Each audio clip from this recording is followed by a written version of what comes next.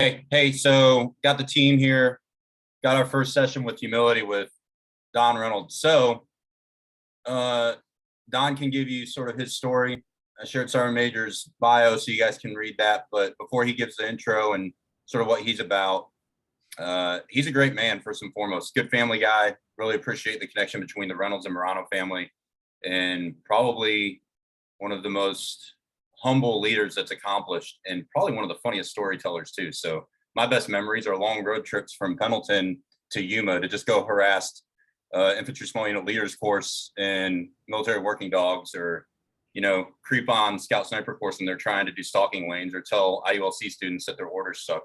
He's just hilarious, and he's a great storyteller. So to give him props before he gets started, if you're not following him, go follow him on Instagram. Handle is Norseman_9. So NORSEMAN_9. Really good example of how to actually use social media and not suck, and motivate some greatness in the next generation. So Sergeant Major, brother Don, I'm honored and humbled that you're here. Over to you, my friend. All right. Good morning, or good morning. Is it morning where you guys are at? Whatever time of the day. Like you said, I'm Sergeant Major Reynolds.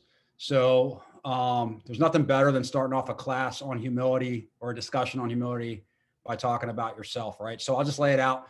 I'm an 0331 by trade, 0369, was with 322614. I was with 24 with Master Sergeant Brown. I think he can remember my reign of terror out there. And then you either die a hero or become a villain. So I opted for first sergeant, but I got hooked up and was able to come right back as a first sergeant to Indian Weapons Company 37, served with Captain Morano at IULTC, and was the director of Combat Instructor School all the way up until I got selected for promotion to Sergeant Major. And they finally caught my bitch ass and gave me orders to recruiting duty in the middle of Minnesota. So what you see right now is I'm in California. I came out for recruiter assignments. So it's always great to come out to San Diego and tell a recruiter he's getting posted to Fargo, North Dakota. They love it. But I caught COVID my last day in San Diego. So I'm quarantined to my family's house. So I returned to Minnesota on Friday. And from what I hear, it's like -15 there. So I can't wait to go back. Let's get into it.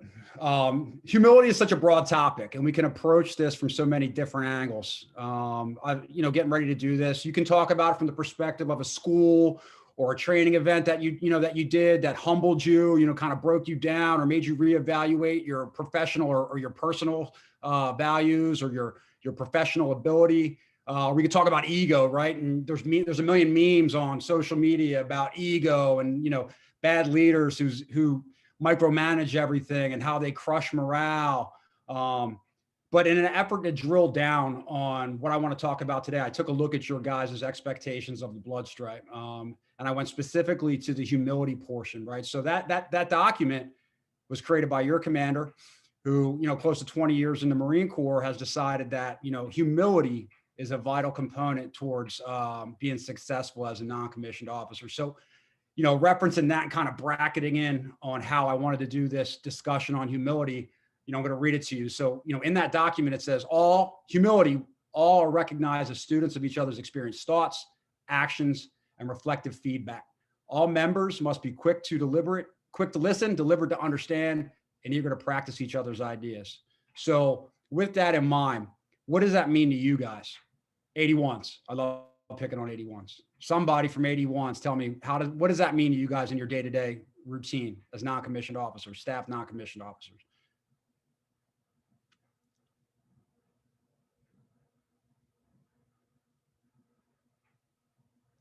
Yeah, you thought that you're just going to sit by the soda machine and not get called on.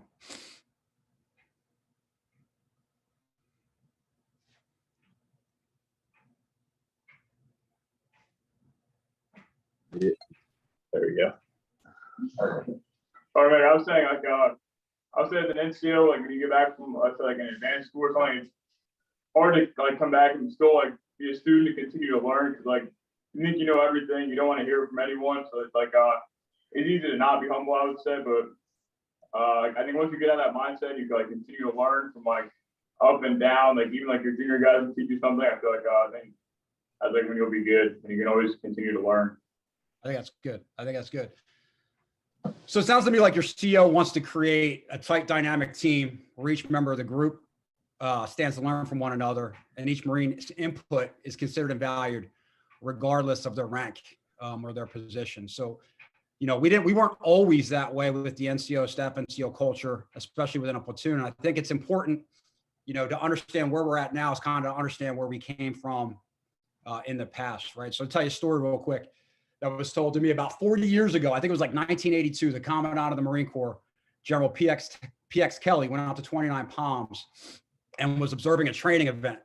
One of the infantry battalions was out there in the defense, right? So he jumps into this hole, comes across this PFC, and this PFC's facing out. So the Commandant starts asking him questions, just basic questions that this kid, you know, that he's supposed to understand, like, what's your sector of fire? What's your target engagement criteria? And the kid has no answer for anything. So the Commandant finally gets frustrated, looks at the kid and says, then what the hell are you doing in this hole right now? Like, what's your job? And the kid looks at the Commandant and says, look, sir, all I know is my squad leader said, get in this hole, face this way, or else he's going to beat the shit out of me. Right. So that's kind of funny, right? But that's the exact opposite of what we require from our Marines today. I would argue that the requirements for training today's infantry Marines are harder and more complex than they've ever been. In a perfect world, we're looking to groom a PFC who can understand and operate independently, solely off your intent. He can understand mission type orders, feels comfortable enough in his role to exercise initiative in the absence of his superiors, yet he still possesses that old Marine Corps discipline where you can look at him and say, take a knee, face outboard, and come back 2 hours later. And that kid's still doing the same thing. So that's a broad skill set. And that requires a whole whole host of learned behaviors that in the past, we as Marines really didn't focus on, right? You know, we're known for the full metal jacket style, do as I say or else, I'm going to kick your ass, hey, listen up, boot. You don't get that type of Marine in an autocratic, you know, shut the fuck up, boot, do as I say or else type culture. So with that, bracketing in, I'd like to discuss how leaders can exercise humility in order to foster an environment which meets the intent of your commander's expectations. So getting ready to do that, I scoured the internet and I was kind of looking at TED Talks and I was looking at military, you know, sites and things like that to kind of drill down on this humility piece. And I came across just absolute gold on Instagram, right? So it's a female lieutenant, and she's all done up. She's got her hair is perfect, right? She's got her makeup done. She's got her nails, a French manicured, right? And she's in there talking about humility, right? So as she's snapping her neck and pursing her lips and talking about how every day I exercise humility, I thought, how ironic is this? That her definition, the point of the post was not humility. The point of the post was to try to look like a Kardashian and a set of alphas, right? So she's drawing attention to herself by talking about how humble she is, right? But all of her behaviors and everything like that suggest otherwise. And she's not the only one. I just graduated a course where my instructors were senior sergeants majors. And, you know, how many times have you heard a senior enlisted Marine or a Marine say, I'm here for the Marines? And then they would just rattle on about every single general officer that they had served next to, right? So it's almost a contradiction in terms. You're here for the Marines, but the first words out of your mouth are who you are, what you've done, and what you've accomplished. You know, maybe you're not exactly here for the Marines. And the fact that you have to say that to me, the first words out of your mouth, lets me know that this is some sort of like inferiority complex that you have because you're not there for the Marines. So it's like, you got to make that known. Hey, I'm just here to take care of Marines, but everything that you do every single day does not take care of the Marines. And I think, you know, some of you have experienced leadership like that, and it permeates down to the squad level where you have, you know, that squad leader that says like, I'm just here to be a good dude to the dudes. But everything that they do, they treat their new joins like a slave labor force, and they turn a blind eye to the jackassery that goes on with the senior Marines in the squad. So for the sake of the group, let's define humility. What is your definition of humility, snipers?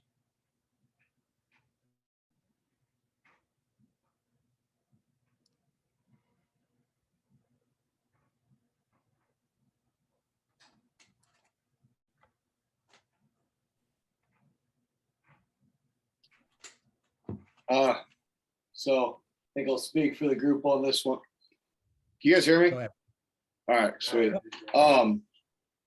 Humility to me is sort of just being able to like stay modest. And when I think about like applying humility to what we do, I kind of think about it as being able to stay in like the student mindset, always trying to learn something. But basically just not like becoming or developing that like superiority mindset over like who you work with.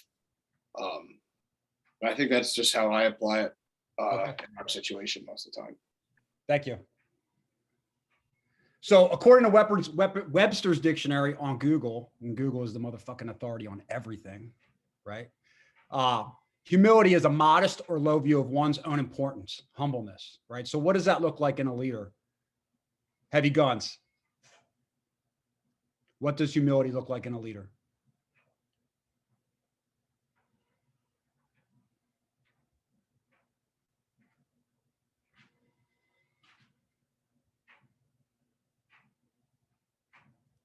Those kids from the soda machine are not getting up.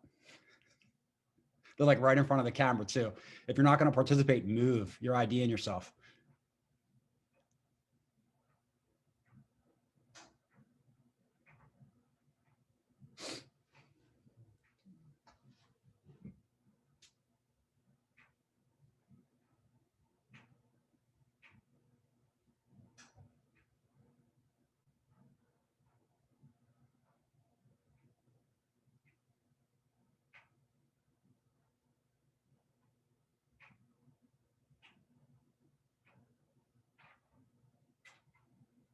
All right. Can you figure? Are you good? Okay. Hey, Go so ahead. my name is Purple Flowers. Humility to me looks like a leader that puts himself before his Marines. All right. Thanks. You. So let's narrow it down to this. Exercising humility is in regards to what you need to do to create that environment where you can create an infantry marine, the kid that you just get from the School of Infantry and turn them into someone that can exercise initiative, think maturely, operate independently, and still possess that same sort of Marine Corps discipline that we pride ourselves on, where you can put him on post or put him out somewhere and he's going to stay there and you don't have to worry about it. Exercising humility as a leader will strengthen that environment because it's going to pay big dividends for you as a leader and tighten the bonds of your team. And here's how. First thing, Marines can smell a fraud. We all have examples in our head right now of the guy who fakes the answer, bluffs and blusters his way through every training event, never admits a mistake or weakness, despite it being very apparent to everybody else that he doesn't know what the fuck is going on. He doesn't really generate any sort of loyalty or allegiance amongst the guys he's leading. Everyone kind of rolls their eyes and talks shit after he leaves. People don't follow him. They just do what he says because it's the path of least resistance. How much buy-in would a leader like this gain by simply turning to a squad and saying something like, guys, I screwed up. I need some help. Anybody have any idea on how to do this? I think they would gain quite a bit. There would be a lot of buy-in from the Marines in the small unit. If somebody would turn around and say, guys, I realize I'm punting this. I have no idea what's going on. Can somebody please help me? A conversation like this leads to buy-in, right? Marines feel like, oh, wow, you're asking for my input. You want to know my thoughts on this. You're admitting that you're not infallible. You're not God. You don't have the answers for everything. And then the team can start to gel because everybody feels like, one, you're more relatable to your subordinates because you've admitted weakness, you've admitted your shortcomings. And number two is that these guys start to have a little bit of a say-so in, how they're about to go do things or life in the squad, the section, the platoon, however you want to shake it. All right. Remember this, we are in a life and death business. So you guys may be put in a position where you're going to ask one of your Marines to forfeit their lives in pursuit of accomplishing the mission. The least you can do as a small unit leader is treat your subordinates like they matter and their insight is valued. So in my opinion, true humility as a leader requires 4 ingredients, and we'll talk about them. So number 1 is recognizing you are not the end all be all, reducing the ego. Integrity, basing your decisions on a core set of beliefs of what is right. 3, confidence. And 4, mutual respect, recognizing the contributions, the value, the strengths and weaknesses that each Marine, no matter what their rank is, brings into the fight. So let's start with number 1, reducing your ego, right? It's kind of hard to do in the Marine Corps, right? We promote a sort of type A culture. persona. We push NCOs to take charge. I know me as a sergeant major, my go-to thing when I don't understand what's going on and things are getting chaotic, I just start shaking my fist and I yell, NCOs take charge. What the hell, right? We place a premium on decisive actions, physical fitness, and for guys that meet this metric, they start to get a little puffed up, a little conceited, a little arrogant, and start overestimating their importance to the group. So let's talk about the most effective way for egos to get reduced. And, I'll speak from experience. It's to have your ego crushed. All right. There's been several occasions where I've had my ego crushed professionally as a Marine. So show of hands right now. Who's had their ego crushed in a professional setting where you thought one, exactly, right? So we've all been there, right? And then secondly, another way to reduce your ego is to kind of witness and be humbled by the actions of your Marines, right? So I want to tell you very briefly how I got my ego crushed. I was a sergeant machine gun section leader in 3-2. I had done 2 deployments with the unit. I was kind of like the golden boy. I'd been meritoriously promoted to corporal. Then I got promoted to sergeant. The company had been together for 2 years, so I knew everybody from the CO all the way down to my platoon commander. I could kind of, those types of Marines that can just float around the battalion, get anything they want accomplished, pop into people's offices. Everybody loves them. They've been around forever. Everybody respects them. That was me. So when I did get promoted to sergeant, I went into re-enlist and I took orders for drill instructor duty for the summer of 2004. Now, before you roll your eyes and say drill instructor duty and shut me down because you see my high and tight haircut and you think that I'm one of those guys that was trying to run from the fleet, understand during the time period, we had just got back from the invasion of Iraq and we didn't think that we were going to go back. There wasn't going to be a part 2, a part 3, or part 4. We had no idea that it was going to go on for years. So drill instructor duty at that time for like a young infantry sergeant was like the next hardest thing. So I had my orders for drill instructor duty. I was all set to go in summer of 2004. And my company had asked me, hey, Reynolds, since you're not going to deploy with us, can you work over in the Armory for your last couple of months until you transition out? I said, yeah, no problem. So what happened was this: the company broke down into 2 separate contingents to go to the Kabul embassy in Afghanistan. So the first half went, I was in the Armory. I had given up my billet. I was no longer the machine gun section leader. When that first half left with my CO, my first sergeant, we got a brand new EXO and a brand new company gunny that were supervising the remain behind element in that group that was going to go out 6 months later on the second wave. I had never met this gunny, and this dude showed up and he was a total dickhead. He had this inferiority complex because he didn't complete the invasion with the Marines. So I think every day he was really, really hard on the NCOs to kind of show how tough he was because he didn't participate in combat with the rest of us. He didn't know me from Adam. And the first day he walked into the Armory, saw a sergeant working in the Armory, and the first words out of his mouth were, "What's a sergeant doing in the Armory? You some sort of shitbird?" So I had gone from the golden boy to now nobody around to kind of like sing my praises, stroke my ego. And I'm doing battle with this gunnery sergeant who doesn't know anything about me and thinks I'm just this giant piece of shit because I'm working in the Armory. I tried to explain to him like, hey, Gunny, I got orders for drill instructor school. I'm not deploying with the unit. And I guess he didn't like the fact that I spoke so authoritatively on my future, because he walked away and said, like, we'll see about that. And by the end of the day, he had convinced the battalion sergeant major to modify my orders to DI school. And I got drug on a deployment to Afghanistan where I had no billet. The Marines that I had led on the previous deployment for the invasion of Iraq, I was their machine gun section leader, were now watching me like fill sandbags and do every mundane working party that this gunny could think of. And when I wasn't doing that, the martial arts program was relatively new. So there was a major on the staff there, and this gunny was trying to curry favor with the major. So guess who the Uki was for this major to earn his green belt? Sergeant Reynolds, right? So I was pissed off. I was miserable. I canceled my orders. I got out of the Marine Corps. And I thought that when I landed in Camp Lejeune after the deployment, and my first sergeant asked me like, hey, when are you going to DI school? And when I turned around and told him, hey, I'm getting out, I thought the commandant was going to call. I thought I'd get a call from the president. I thought everybody would line up and try to kiss my ass and kind of keep me around. But the reality was I didn't even get a goodbye. I get nothing, right? No one called, no one wrote. 7 days later, I was a civilian. Kind of let me realize where I stood, right? I wasn't that important. I wasn't as great as I thought I was. And they let me go pretty easy. And guess what happened? The unit continued on as usual. And I was left to kind of figure out my next move, which obviously I went back in the Marine Corps, right? So the next thing is to look at humbling actions of your Marines. So when I did come back in the Marine Corps, I got assigned a 2-6 Echo. I was a squad leader in a place called Fallujah. And my squad got called out one day for a react because our second platoon, one of our squads from second platoon got hit by a sniper. Like a scene out of Full Metal Jacket, the sniper was schwacking the last guy in the patrol. And then he was shooting from the trunk of a vehicle. We didn't realize that was a TTP at the time. So as Marines were throwing smoke and running out to try to pull the first casualty out of the street, he was drawing headshots on the rest of them. And by the time they kind of figured this out, he had already shot 3 Marines. They were laying in the street. So my squad went out there, did the medevac. We brought him to Fallujah Surgical.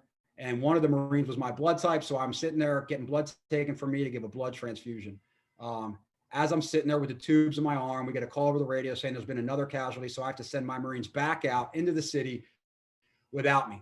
I was an autocratic leader at that time. I wasn't like a total jerk, but I had a very heavy hand on how things were supposed to be done. I supervised everything, and it kind of scared me to send these guys back out into a hostile city without me there, but they left. I had no choice. They left. Once I was done with the transfusion, I was pacing around the parking lot in the surgical unit, and I was like waiting for them to get back because I was very, very concerned. I heard over the radio that they were coming in. They had the casualty.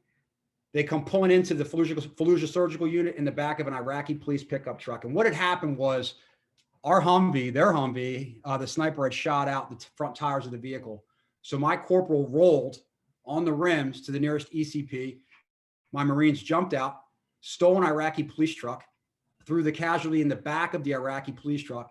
The casualty had had his jaw blown off because he was shot in the back of the skull with a 7.62 round. So it blew his jaw out from the front.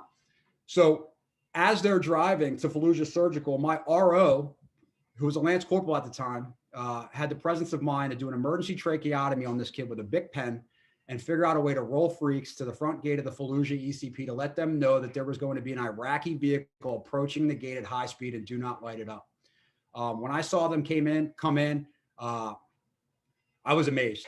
And looking at their actions, I was humbled because, when I reflected on that later, I don't know if I would have had the presence of mind to think that quickly to go steal a vehicle, to do the tracheotomy. I don't know what I would have done. Chances are I would have pulled over to the side and called a wrecker or called somebody to come help us out. So I was amazed by their actions. I was humbled by their actions. And after that day, I kind of took my foot off the wheel a little bit and gave a little more leeway, a little more, I loosened up the left and right lateral limits and was more open to input from my Marines.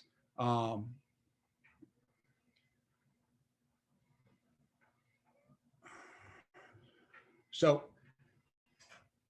the next ingredient is integrity, which I'm not going to belabor. That's a class into it of itself, because the concept of integrity as a leader is a class in and of itself. Where it applies to humility is basing your decisions on a core set of beliefs based off a strong moral character. So who haven't I called on yet? 81s again. What do you think I mean by using integrity in regards to humility, right? Basing your decisions off a strong core, strong moral center of beliefs.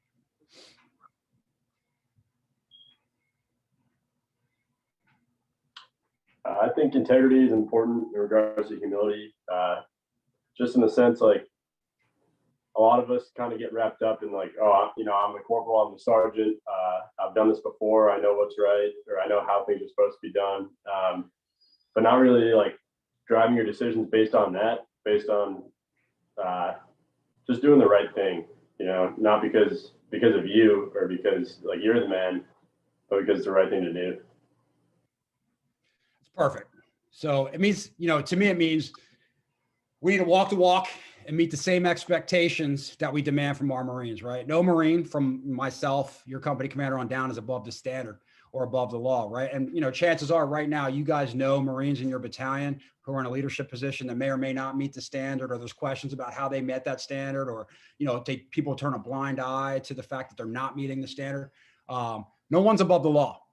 Recognizing this, no matter what station you are at life, you're not exempt from rolling your sleeves up and getting down and dirty just like everybody else is a key ingredient to integrating integrity with humility, right?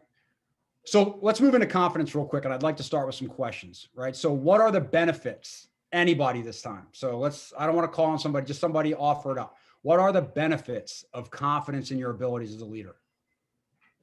What are the benefits of a confident leader? I think your Marines are definitely more willing to follow a confident leader than someone who's shaky or unsure of himself. Okay. How does a leader who lacks confidence behave? A leader who lacks confidence? Yep. Second guessing themselves all the time. Right. But how does that translate to the squad, the section? So you got a guy that's always second guessing himself, that's unsure of things, right? So what normally happens when those types of people take control? His Marines will do the exact same thing and second guess him. Right.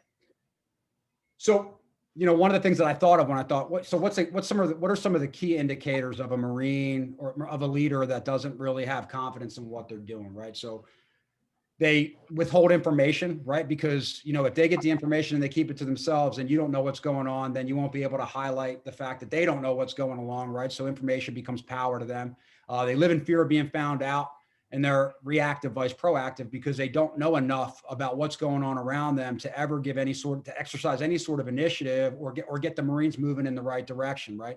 And a lot of times these people are very much, they're angry, they kind of yell and scream, or you have the complete opposite where they're completely cocooned and they're involved in nothing. And the squad, the section, the fire team, whoever is kind of left to just kind of, I don't know, move in circles around them and wait for someone who knows what's going on to tell them what to do. I'd like to give you an example of confidence, and it's one that I think is probably the most powerful story of confidence that I've ever read or ever come across. Has anybody ever heard of Major Doug Zembeck? So your officers probably have, some of you younger enlisted guys may not have, but many years ago during the first assault of Fallujah, Captain Doug Zembeck at the time was the company commander of Echo Company 2nd Battalion 1st Marines. And they had the hardest sector in the city of Fallujah. They had the Jolan sector, which was unlike the rest of the city, which is kind of built up, kind of modern. The Jolan sector was very much 7th century. The streets made no sense. They weren't built on the grid pattern. They were kind of these windy, very, very tight channelizing areas, right? And it was also the nerve center at the time of Al-Qaeda in Iraq. And his Marines fought there. And he was profiled in No True Glory and all over the news because his Marines loved him and the company kicked ass, right? So much was said about this guy. He went on to be an officer in the CIA Special Activities Division while on duty with the Marines, and he was killed in action in Sadr City in 2007. But during his time as a Marine company commander, he was profiled everywhere as an example of what a Marine leader should be. He kind of drew the perfect balance between being tough, aggressive, as well as being compassionate and humble. A profile was written on him from his first sergeant, this guy named Sergeant Major Bill Skiles, who himself was another decorated war hero, former scout sniper, all around badass. And he was talking about a specific event. Captain Doug Zembeck had graduated from the Naval Academy, and he was known through high school and college as one of the fiercest competitors and had the toughest work ethic. And he was a Division I NCAA champion wrestler, right? So they're out in the field, and like most Marine companies, what do Marines start doing when there's downtime? They start ground fighting, right? So the biggest machine gunner walks up to Captain Zembeck without knowing that Captain Zembeck was a NCAA champion collegiate wrestler, points at him and says, "Sir, I want to grapple with you," right? So the first sergeant peeks up, right? And he starts to smile because he's like, this devil dog's about to get his ass kicked, right? He has no idea that the CO is an NCAA champion, right?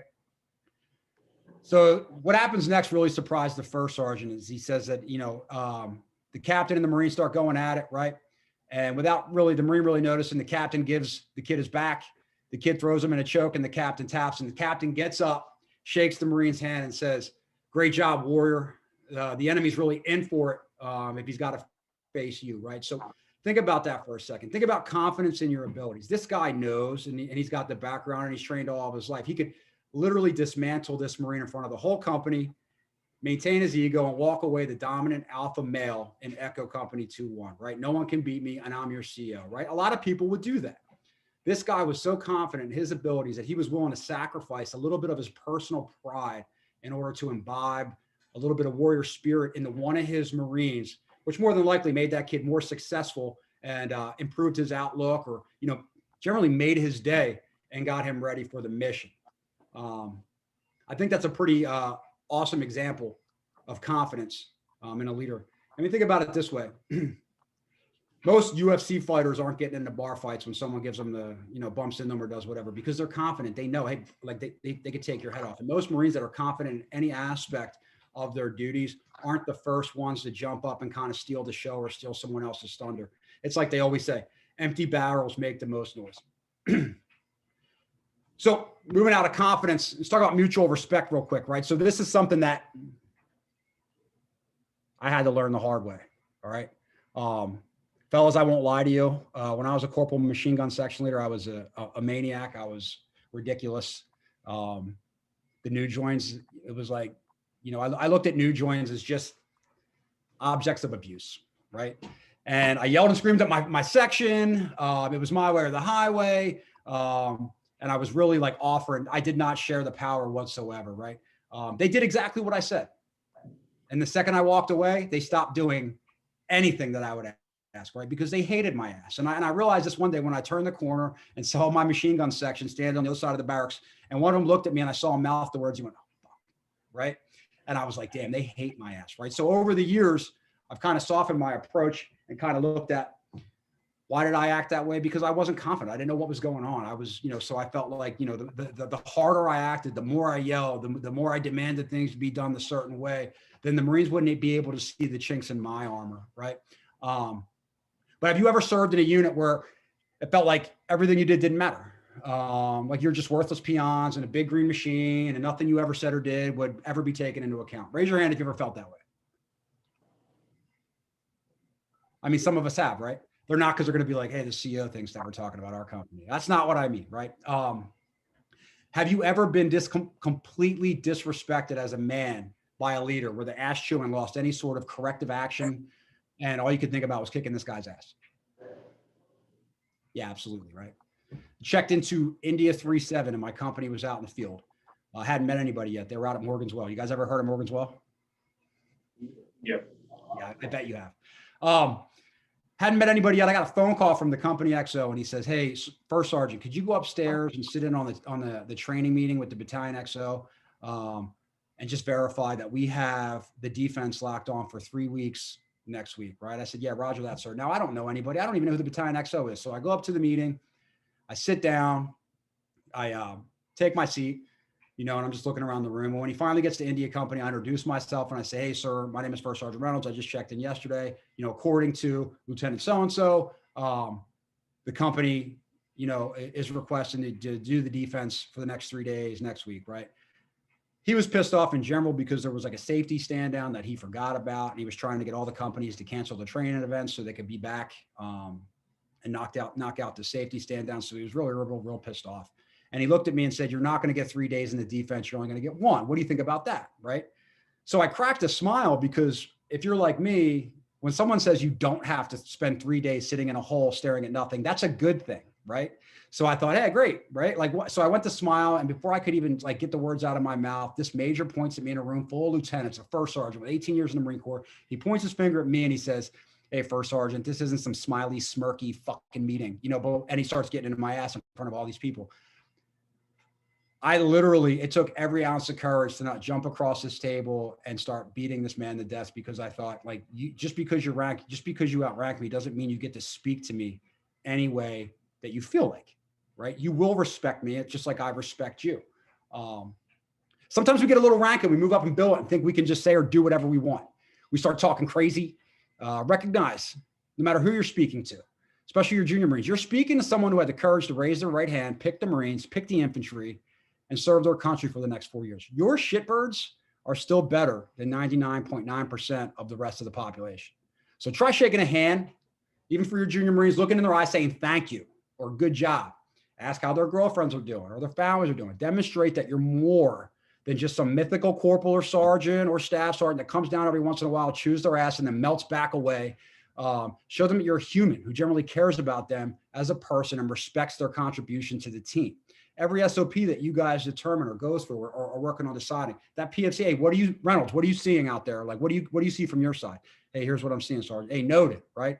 Whether you use it or not, it still makes that kid feel good. It still makes that kid feel like he's not just some monkey that's part of a squad or a section or a vehicle where his opinion means nothing.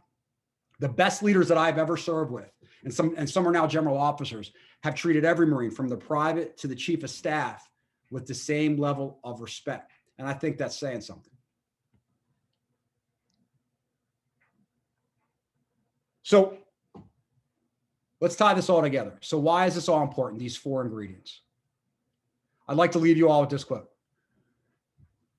An infantry platoon is a flesh and blood organization that is in the most dangerous of businesses.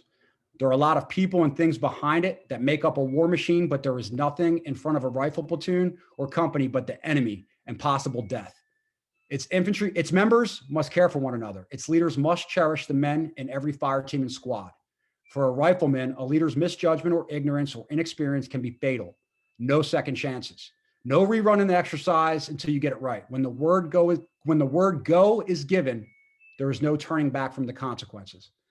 That last part, a leader's misjudgment or ignorance or inexperience can be fatal. No second chances. Always sticks with me. We ask so much from each other and the Marines who serve under us. We owe it to them to do whatever we can to create the bond of brotherhood and set them up for success on the battlefield. Remember, get over yourself. You may be the battalion NCO of the quarter or a meritorious sergeant, but you are only as important as the legacy you leave behind on the Marines who will step up and fill your shoes after you're gone.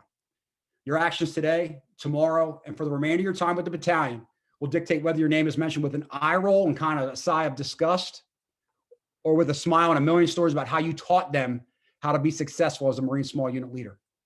Remember, humility isn't thinking less of yourself. It's thinking of yourself less. And with that, I'm done, gentlemen, unless there's any questions from me. Thanks, brother. I'll just go around the groups, and some of the guys, if they had anything they want to ask or just dialogue with you, I appreciate all your thoughts and your time with us this morning. We still have a little bit of time before we land the plane. We don't need to go all the way until 08. I'm sitting at 07:43 now, but I'll give them around 10 to 15 minutes if they so choose to bend your ear. And I'd say to the team, keep it raw and keep it real. As you can see, the Sergeant Major, good old Don Reynolds, doesn't mind dropping the gloves and fisticuffs with his language or his perspective on just 20 plus years of infantry and pretty combat battle hardened dude. So I think if you get anything from him, aside from a smile and a high and tight, and he'll run you into the ground, the entire battalion, you'll get some honesty. And I think you can look back on this opportunity and cherish the chance to have an ear of probably one of the best 89 99s that the Marine Corps has in uniform today. So I'll just say, I'll go around the horn and let you guys unmute. And then we're sitting at 07:43. If you guys do want to say anything or don't, just have like a group moderator that says, hey, we're good here.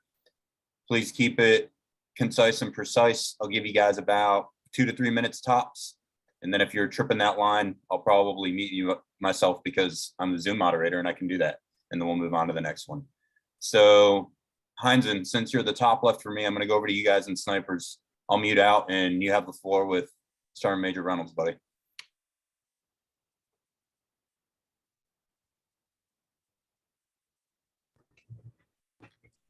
Sergeant Major, Corporal Cacciardi here. My question is, what would you do if you have a subordinate or a Marine under you that's just like refusing to try and better themselves? Like you've tried getting to know them, but they're just not willing to work or to improve themselves. Like, what would you do in that situation? Great question.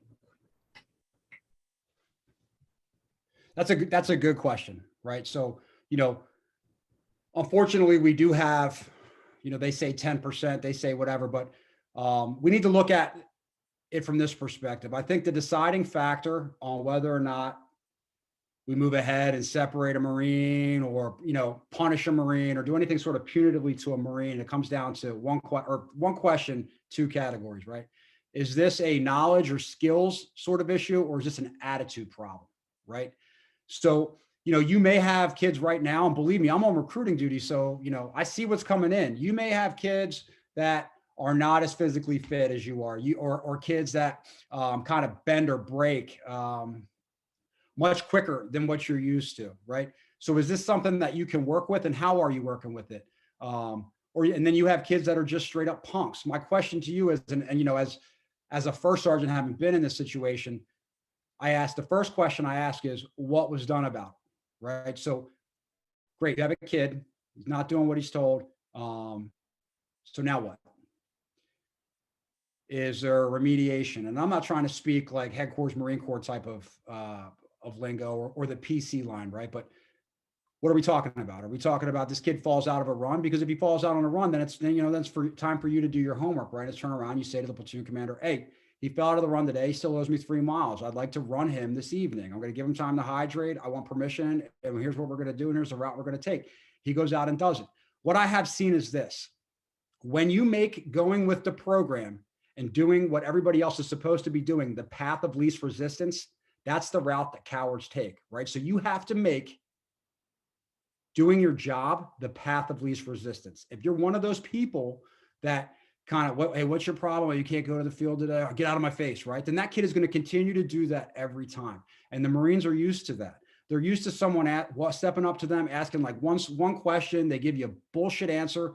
You get frustrated and you walk away from them, and you go focus your time on the rest of the Marines that are doing what they're supposed to do. And that kid marches back to the barracks, fires up the Xbox, and enjoys his weekend. What I've learned over the years is that when you turn around and say, why can't you go to the field? Come into my office. What's going on with you? Did you see anybody about that? When did you go see the corpsman? Did he give you light duty shit? When you start peppering them with questions, right? And they realize they're going to have to go through this every single time they try to pull this bullshit. More of them than you're used to now. Almost 90% of them start to just go with the program. You're still going to get that dedicated a little bit that are just down for the cause and want to go home and are willing to ride it out and take all forms of abuse and petty harassment as long as they get to go back home to mommy and daddy. You're going to find that. And why I say that is this: I don't know if you guys experienced this, but the ADCEPs for new joins when I was in 3-7 was just of epidemic proportions, right? So Kilo Company, Lima Company would get like 30 boots, and 27 of them would go see the Oscar, and they'd never make it on deployment. I started making the tap out button very, very hard.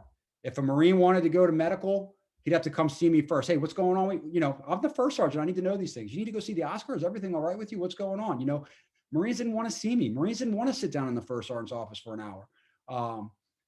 If a kid had to go to mental health, I drove him from 29 Palms all the way to Balboa, staring at him like this. In a beat up Nissan Altima with no air conditioning in the summertime, driving him all the way down to 1 North to the Cuckoo Bin, while I'm just looking at him. No music on, windows up. His window's up, my window's down.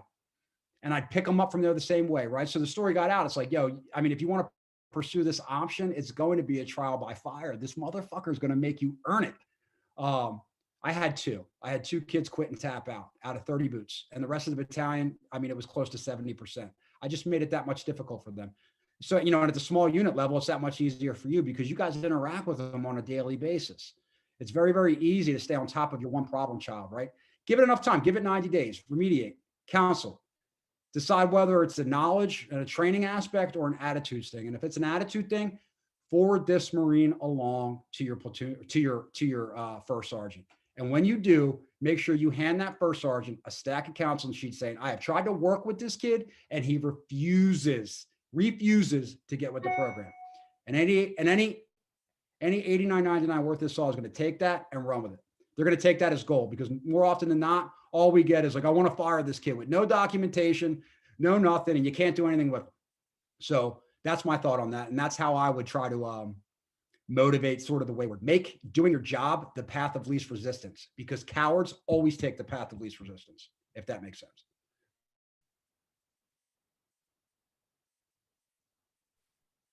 Awesome.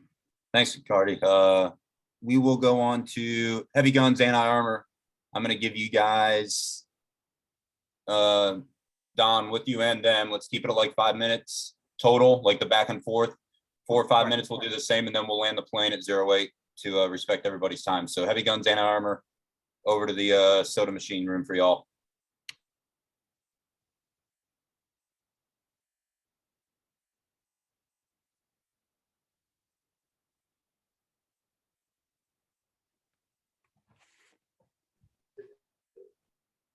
Hey, good morning, Sergeant Major, Staff Sergeant Willett. I just wanted got a lot of guys getting out of the Marine Corps pretty quickly. I just wanted to talk about briefly of why you decided to get back in. What was the decision point there? And thanks for all the kind words of wisdom. Appreciate it, Sergeant Major. So here's the deciding point. And here's what I tell Marines that are going to get out. I say this: imagine 6 months from now, you're eating breakfast, getting ready to go to school or getting ready to go to your job, and you see on the news, 2nd Battalion, 7th Marines, just, 2nd Battalion, 7th Marines getting some in Syria or getting some somewhere in the Ukraine, right? If you would feel that stabbing in the stomach of like, oh, I want to be there with my boys, then you need to stick around. If you can look at the TV screen and feel nothing about it other than like, hey, go boys, and not really feel much of it and not feel any sort of like regret or guilt, then, maybe the Marine Corps isn't for you. My deciding point was when I got out, my freshman year, I was there for the first day. I spent all my time in the student lounge, and all I saw on the news was news clips and CNN of Marines getting some in rooftops in Iraq. I took a look around at what my peers were doing in school and what my buddies in the Marines were doing, and it was an easy decision. I went running right back to the Marine Corps. So if that answers your question, if you can look at what the Marine Corps is doing from the outside and not feel regret, not feel guilt, not feel that desire to be a part of it anymore, then maybe you should go. But if you are honest with yourself and feel like if you were to see something like that from the outside looking in and wish you were a part of it, then you need to raise your hand and stick around.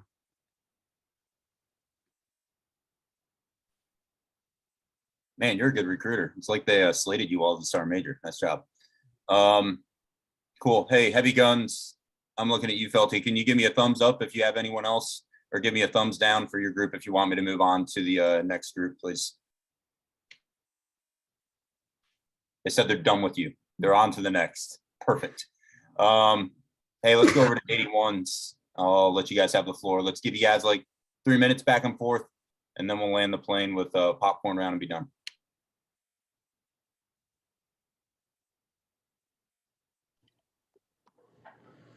Sergeant Major, I think we're good over here. I just want to say thank you, and we appreciate you taking the time to speak with us today. Thank you, sir. Maddox, I'm going to give you 2 minutes. Do you have anything you want to say to my buddy Don, or any questions for him, bud? It's over to you. Go ahead and unmute your computer if you can.